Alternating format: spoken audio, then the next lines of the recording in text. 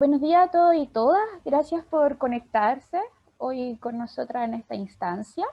Les comento que la psicóloga Magdalena Carvajal va a dar inicio a esta presentación hablando sobre la prevención del suicidio. Seguidamente continuaré yo. Para quienes no me conocen, soy Cintia Córdoba, también psicóloga. Hablaré sobre cuál es la situación actual en la población universitaria con respecto mental, en concreto la depresión, que es el tema que pretendemos abordar. Y finalmente, la futura psicóloga Dana Aguilera nos ofrecerá algunas medidas, algunas recomendaciones de autocuidado con el fin de qué hacer frente a esta situación. ¿Ok? Así que cuando quieras, Magdalena, puedes comenzar tu presentación. Ya, muchas gracias, Cintia. Voy a compartir pantalla para que puedan mirar la presentación. Ya, ¿se ve bien? ¿Se escucha bien? Se escucha bien y estamos viendo tu presentación. Ya, bueno, hola a todos, bienvenidos, bienvenidas. Muchas gracias por darle espacio a este espacio de psicoeducación. Espero que lo que comparta pueda contribuir en el proceso en el que se encuentra cada uno, considerando igual que estamos en tiempos de hartas presiones, sobre todo en el área académica. Bueno, voy a hablar un poco sobre la prevención-acción de la suicidalidad, que está muy relacionada con vivencias de momentos de mucha angustia, dolor, que en algunas ocasiones se vuelve contra uno y atenta con la propia vida. Entonces, desde aquí se vuelve necesario contar con ciertas estrategias, habilidades que me permitan conectar con mi valor interno, con sacar el coraje y recuperar aquello que sí merece ser vivido. Entonces, vamos a primero partir con recordar lo que la Organización Mundial de la Salud en el 2004 define como salud mental, que no es solo la ausencia de trastornos mentales, es un estado de bienestar en el cual el individuo es consciente de sus propias capacidades y puede afrontar las tensiones normales de la vida, puede trabajar de forma productiva y fructífera y es capaz de hacer una contribución a la comunidad. Entonces, bueno, teniendo lo anterior un poco en mente, quería invitarles a hacer una pequeña revisión de los últimos días para ver cómo han andado teniendo presente los siguientes puntos que vamos a ver eh, para cómo llevar, perdón, una vida con una buena salud mental. Así que si quieren sacar lápiz, papel, tomar nota para que lo podamos revisar después en la discusión. ¿Ya? Bueno, vamos a revisar entonces a nivel individual. Tenemos que he desarrollado hábitos saludables, es decir, buena alimentación, idealmente harta fruta, verdura, poquita fritura, carbohidrato. Tengo ejercicio diario, mínimo 45 minutos, suficientes horas de sueño, promedio 7 a 8 horas. Eh, Evito un poco el consumo de drogas, alcohol o la automedicación. Tengo adaptado los espacios, ya sea de mi pieza, de la casa o los patios, etcétera, para poder realizar estas acciones. He contado con espacios protegidos donde exista recreación y ocio. He tenido un buen uso y administración de las redes sociales, considerando que, bueno, en tiempos de pandemia este recurso a veces nos consume un poco y nos entrega mucha información falsa, que nos confunde. Bueno, eso se profundiza un poco en un conversatorio anterior que se llama Vínculos afectivos, soledad y uso de redes sociales en pandemia. Así que por si lo quieren revisar, está ahí en la página de YouTube de BRA. He logrado practicar habilidades para la resolución pacífica de los conflictos sociales.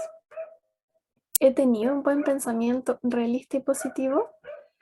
He podido conectarme con el aquí, el ahora, utilizando todos los sentidos, tomando conciencia del presente, lo que son la estrategia mindfulness. He podido colocar en práctica estrategias efectivas para regular y disminuir el estrés. He logrado en estos últimos días organizar saludablemente mis tiempos. Y por último, pero no menos importante, he sido capaz de tomar con humor fallas, errores, anécdotas, entre otros momentos cotidianos en los últimos días.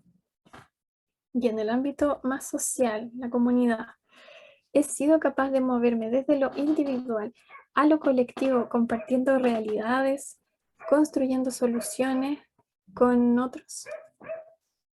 He podido identificar mis redes de apoyo y recurrir a ellas durante mis momentos álgidos. He logrado tener espacios para sociabilizar y en el caso de no poder ser presencial, ¿cierto? Por los temas de pandemia, he podido utilizar herramientas y plataformas alternativas. He podido establecer vínculos cercanos con personas de confianza. Soy capaz de reducir o de frenar los estigmas en salud mental. Puedo valorar y favorecer la búsqueda de ayuda oportuna frente a situaciones que lo requieran. Bueno, este ha sido como el check un poquito y comentarles de que salió un artículo en el Centro de Investigación Periodística el 29 de enero de este año que se titula Suicidio durante la pandemia, ¿por qué bajan y qué podemos esperar para más adelante? Donde, como bien dice el título, señala la disminución de pérdidas por lesiones autoinfligidas durante el año pasado. Esta columna desmitifica algunas ideas sobre los niveles de suicidio en Chile y explora por qué los casos han disminuido durante la pandemia. Además, pone énfasis que al no tomar medidas de prevención podría haber un aumento sostenido en los meses siguientes. Bueno, también plantea este artículo, ¿cierto?, de que la tasa de suicidios tiende a disminuir en marcos de crisis a gran escala, pues el foco del problema cambia y surge la necesidad de apoyarse y vincularse con los otros. Bueno, esto me lleva un poco a recordar algunos potenciales de un caso, un testimonio de una estudiante que se encontraba lidiando con estas vivencias internas con mucha. Ella también anteriormente había pasado por crisis donde intentó quitarse la vida y me comentaba cómo se vio conectándose a una clase online en la que le tocaba evaluación. La verdad ella no quería conectarse, facilitó el computador y la presionó un poco para que se conectara. Ella, lidiando con su bajo estado de ánimo, tenía un fuerte deseo de renunciar a la evaluación. Sin embargo, el profesor anunció de que la evaluación iba a ser en duplas. Entonces ella supo que su ausencia podría afectar la nota de su dupla y este pensamiento, este empatizar con el otro, la conectó con su propio valor interno y le dio coraje para rendir el examen con su compañero. Y para sorpresa de ella, justo una de las preguntas a desarrollar correspondían a materia que ella recordaba. Y eso la hizo sentir además válida y poder trabajar en equipo con su dupla. Entonces ahí es donde el solidarizar, ¿cierto?, me conecta con mi valor interno. Otro caso es de una joven madre quien había tenido varios intentos previos de suicidio. Tener su mente libre de pensamientos suicidas le significaba una gran dificultad. Entonces me comentaba que qué es lo que la estaba ayudando como a frenar estos impulsos que le venían. Y en momentos de crisis le ayudaba mucho traer la imagen de sus hijas. Y pensar, porque tenía hijas chiquititas, y pensar en que nada le podía dar certeza de que si ella no estaba presente, que sus hijas iban a estar bien. Entonces ahí es donde vemos también que los vínculos, la vinculación con los otros, sobre todo estos vínculos que son más inocentes, ¿cierto? O más saludables, también es algo que nos conecta con nuestro coraje interno para seguir adelante y pasar estos malos ratos. Y bueno, por último comentarles también otro ejemplo o otro testimonio. Este fue un sabor bien amargo.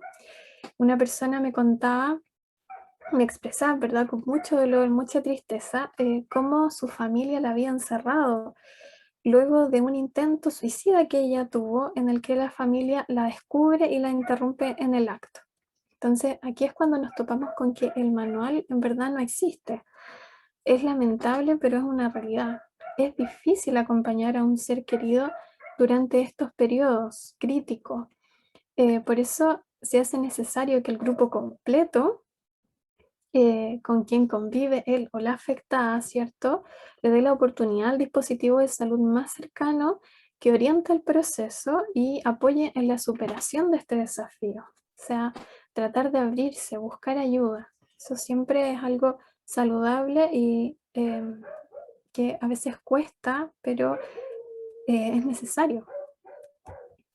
Bueno, em, también, ¿qué podemos hacer frente a personas que nos topamos, ¿cierto? Que las vemos o que están en una actitud eh, así como pasando una crisis o a punto de entrar en crisis? Bueno, primero tener una actitud empática, de escucha sobre todo, evitar críticas, juicios valorativos y descalificaciones, obviamente, evitar buscar culpables y mantener disponibilidad y facilitar la ayuda, ¿ya?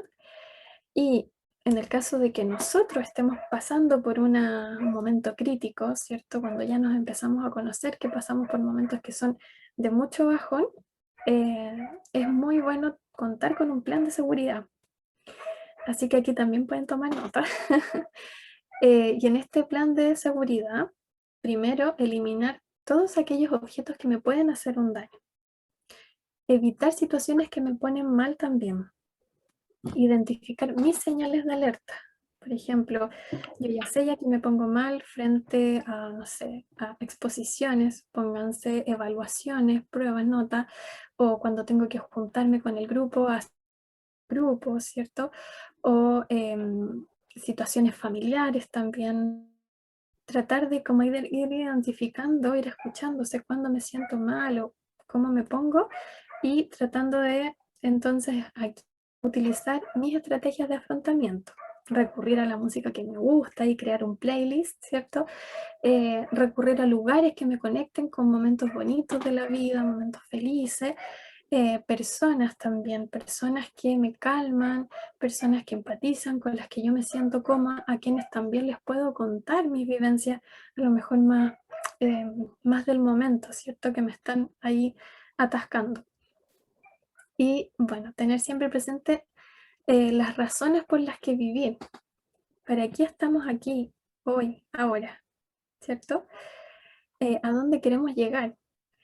Contar con, bueno, con personas que me pueden ayudar, como lo había dicho anteriormente, y bueno, siempre, siempre tener tiempo para hacer todas estas cosas.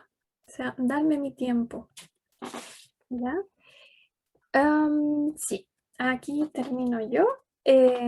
Y ahora, Cintia, cuando tú quieras, puedes continuar. Voy a Perfecto. dejar compartir acá. Muy bien. Ahora compartiré yo mi pantalla. Gracias, Magdalena.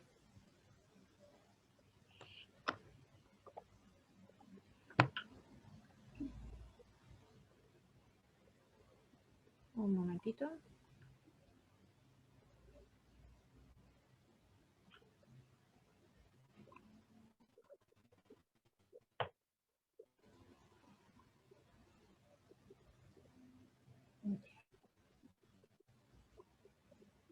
Perfecto. ¿Se ve, no es cierto? ¿Pueden ver mi pantalla? ¿Alguien me lo puede confirmar? Ve y se escucha bien. Gracias, Magdalena. Muy bien. Bueno, mi parte va a ser bastante acotada. Lo que me interesa poner de manifiesto es cuál es la situación actual que vive nuestra población que en este momento nos interesa, que son nuestros estudiantes chilenos de educación, bueno, chilenos extranjeros de educación superior durante la pandemia por COVID-19. En cuanto a aspectos de salud mental. Bien, en el actual contexto de cuarentena, bueno, la cuarentena sabemos que es bien variable durante lo que ha sido este año. Los jóvenes, en concreto en los que están estudiando en educación superior, han sido reconocidos como aquellos que mayoritariamente han sufrido un impacto importante en su salud mental. De hecho, un estudio reciente que elaboró la Universidad de Valparaíso, la Universidad Andrés Bello, mostró que la prevalencia de la sintomatología depresiva en estudiantes universitarios chilenos es de un 28%. Y esta cifra es preocupante porque supera la cifra de depresión en población general. Estos mismos jóvenes que actualmente están sufriendo esta sintomatología depresiva vienen de una serie de eventos estresantes que han impactado de manera severa en sus vidas, incluyendo los cambios sociales que fueron en consecuencia de este descontento que todos bien sabemos que nacieron a partir del estallido social que ocurrió el 18 de octubre del año 2019.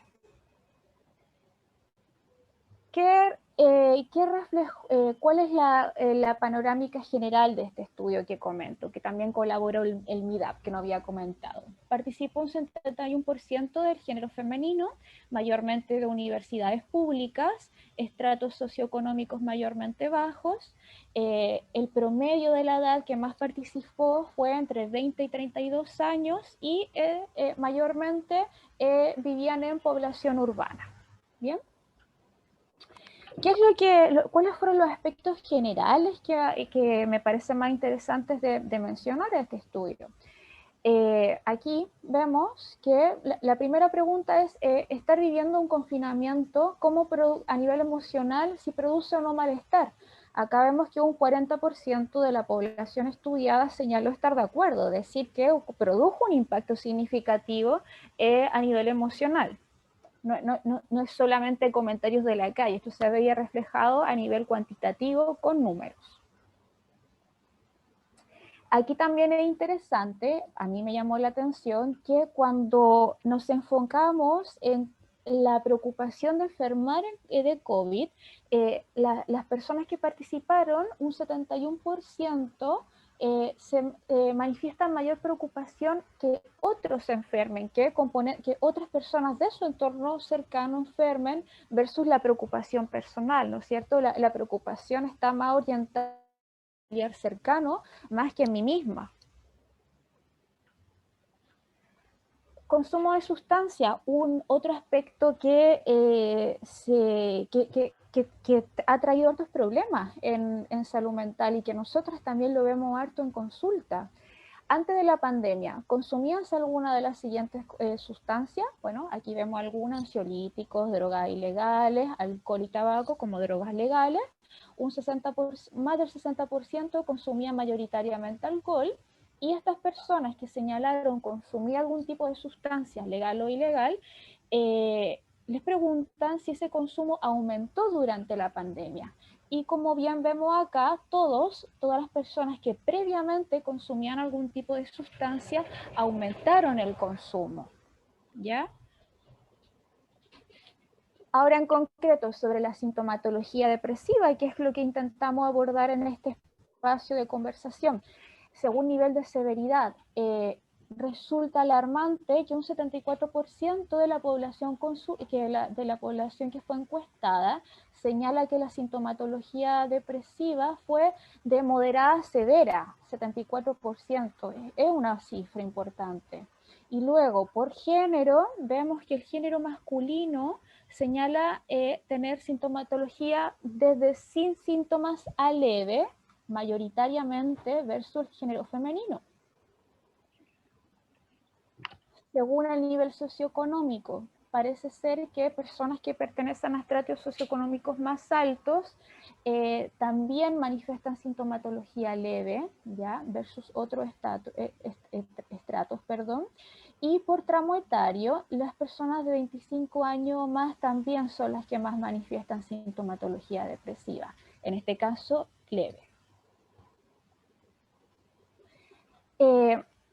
Ahora yo voy a dejar de compartir pantalla y sí quisiera compartir una reflexión que me parece importante señalar, que tiene que ver con el autodiagnóstico.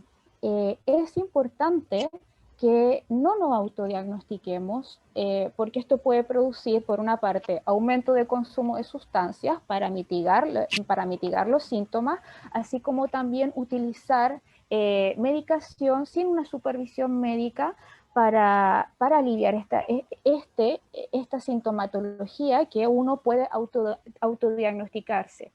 A ver, una cosa es tener ciertos síntomas de la depresión, pero eso no significa que yo tengo un trastorno ansioso. Un trastorno ansioso tiene varios síntomas, es un conjunto de síntomas durante un tiempo prolongado, ¿ya? Si yo me siento mal un día, 2 días, aleatoriamente, eso no quiere decir que yo tenga una depresión. Entonces, ahí es súper relevante el tema del autodiagnóstico, ¿ya? Estos síntomas aislados que yo puedo tener, que se corresponden con la depresión, ¿cómo se pueden mitigar? ¿Cómo se recomienda abordar? La prevención, con los recursos que actualmente nosotros disponemos, se pueden manejar con una buena red de apoyo, potenciar y consolidar la red de apoyo. Sabemos que en nuestro país el acceso a la salud mental es costosa, no todos podemos acceder a un psiquiatra, a un psicólogo, sabemos que los costos son elevados. He ahí la importancia de afirmarnos con nuestra red de apoyo, consolidarla, no aislarnos, ¿ya? Nosotros como seres humanos estamos acostumbrados a los cambios, nos adaptamos a los cambios, hemos sufrido muchos cambios. Lo que ha pasado con esta pandemia es que ha reconfigurado nuestras vidas. Todo cambió, eso no es ninguna novedad. Y cuando nosotros como humanos percibimos que no tenemos un control sobre una situación, es cuando nos cuesta, es cuando genera un quiebre dentro de nosotros. Durante este año, la mayoría de las personas se han adaptado a esta reconfiguración, se han recompuesto de este quiebre. Sin embargo, hay personas que les cuesta más y esas son las personas que necesitan pedir ayuda, ¿ya? Por último, me gustaría nuevamente enfatizar que no hay que confundirnos entre un estado de ánimo disminuido, el sentirnos bajoneados, como podríamos decirlo de forma más de la calle, y eso es muy distinto a tener depresión. ¿Cómo lo puedo distinguir? Por ejemplo, uno de los síntomas de la depresión es tener irritabilidad, estar más susceptibles, más irritables, más irascibles. Y un ejemplo súper concreto, por ejemplo, en mi edificio un vecino pone la música súper alta, yo me siento irritada. ¿Qué tendería a hacer en este contexto? Echarle la culpa al vecino. El vecino tiene la culpa y quizás otra forma alternativa otra manera alternativa podría decir, chuta, soy yo, estoy más irascible, tengo esto, me siento más enojada, ¿no? Y no proyectar en algo que si bien a todos nos molesta, pero que quizá antes de la pandemia no nos molestaría tanto.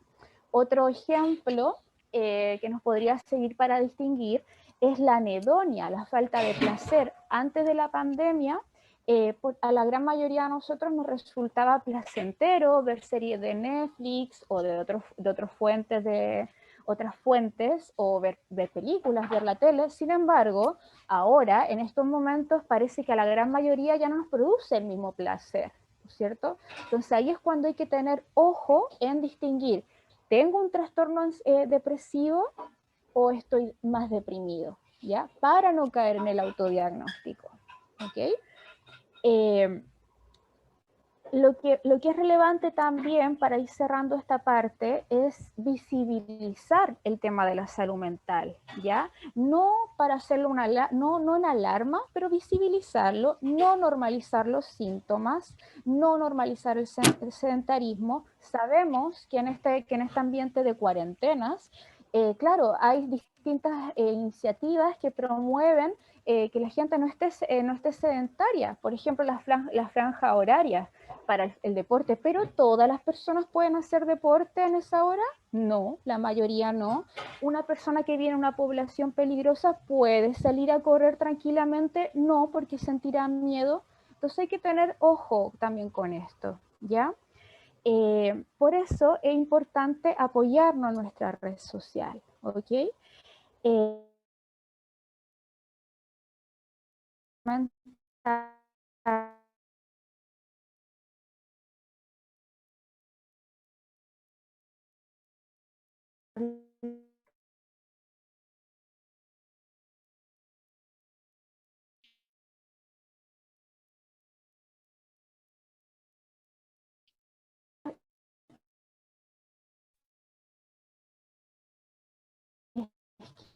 el miedo.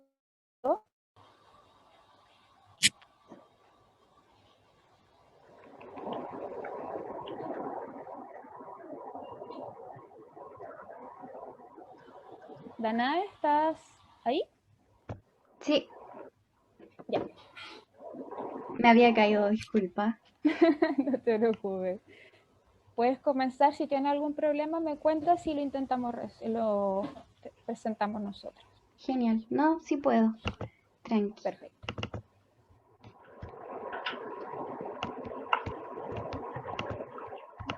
¿Se ve?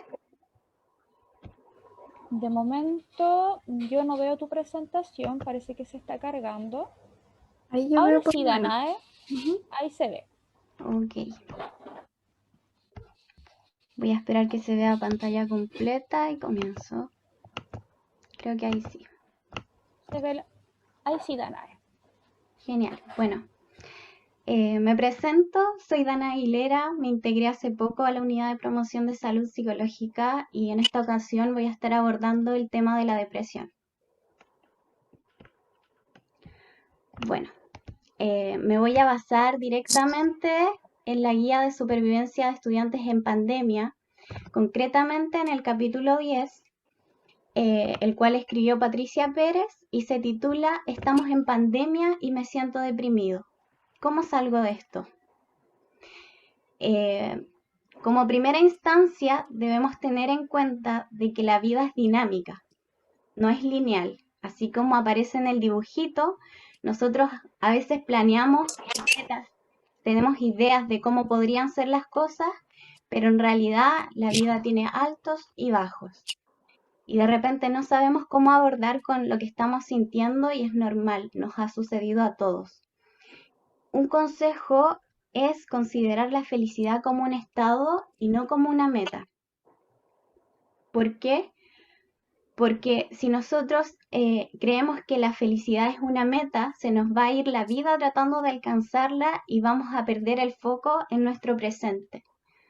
Entonces, un consejo es ir aceptando que las cosas no siempre se van a dar como queremos y eso es algo normal.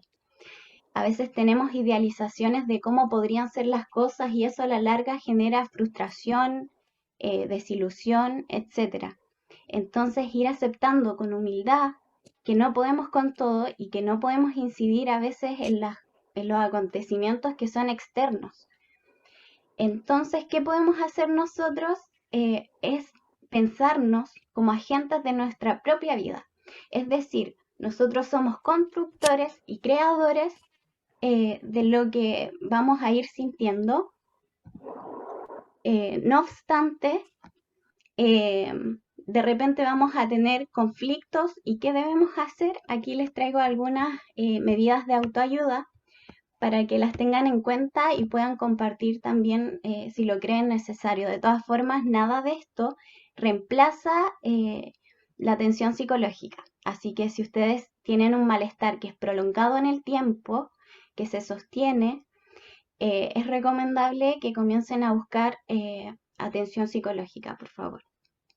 Entonces, como medidas de autoayuda complementariamente a la atención psicológica, debemos ir reflexionando sobre cómo nos estamos sintiendo, es decir, evaluar qué situaciones están provocando este estado de ánimo, en qué áreas de sus vidas se sienten insatisfechos, ¿es en el trabajo, en la universidad, en ambas? Lo ideal sería ir escribiendo para tener registro, ¿cierto?, de lo que me está pasando para poder ir entendiéndome mejor. Entonces, desde esa misma línea, ir pensando qué nos decimos a nosotros mismos respecto de esa situación. A lo mejor nos estamos boicoteando. Entonces, así difícilmente vamos a salir del estado depresivo. Entonces, ir haciendo el trabajo. Patricia Pérez hablaba en el capítulo de obligarnos amorosamente a ir realizando cambios. De esta forma, vamos a comenzar a implementar el amor propio en nosotros y bueno, otras medidas de autoayuda que podemos considerar es que las acciones que vamos a a realizar deben depender de nosotros. ¿Qué pasa si nosotros esperamos que otro haga lo que nosotros esperamos que debería hacer? Podemos terminar desilusionados y frustrados. Entonces, escapar de estas idealizaciones y llevar nuestra mentalidad a focos más concretos. Otro consejo es consumir contenido que les haga sentir agrado. Por ejemplo, si ustedes se sienten deprimidos y comienzan a escuchar música triste, ¿qué va a pasar?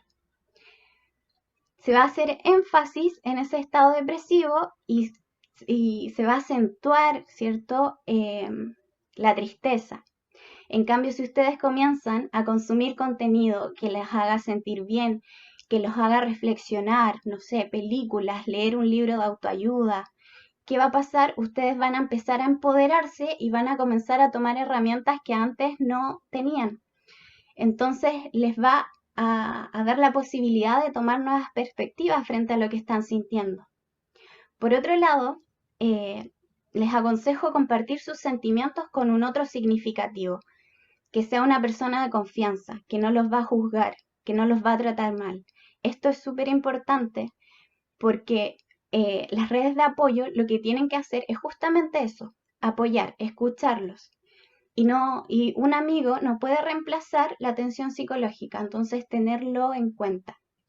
Por otro lado, si ustedes se ejercitan, van a comenzar a ir cambiando, ¿cierto?, este foco de atención hacia otra actividad. Está comprobado que hacer ejercicio puede contribuir a la mejora del ánimo. Entonces, de nuevo, obligarse amorosamente a ir proponiéndose a lo mejor pequeñas metas y luego ir subiendo. Lo mismo pasa con la higiene del sueño. Si ustedes están durmiendo mal, si se desvelan, durante el día no van a tener energía. Entonces, ir procurando dormir las horas adecuadas, de forma de que ustedes se vayan autocuidando también. Bueno, y un aspecto muy importante en esto es evitar el consumo de alcohol y drogas porque están perjudicando su salud. Existen distintos tipos de drogas que pueden afectar de distintas formas dependiendo del nivel de consumo, etc. Existen drogas que tienen un efecto depresor en el sistema nervioso central, lo cual puede generar en ustedes efectos a nivel cognitivo y a nivel fisiológico.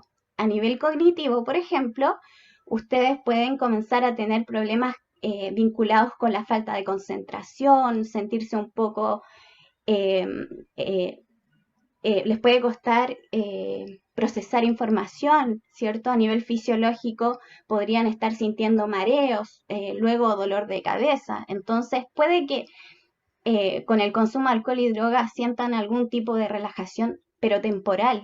Después, ¿qué es lo que pasa si ustedes tienen un consumo sostenido en el tiempo? Pueden tener un consumo problemático y por ende generar algún grado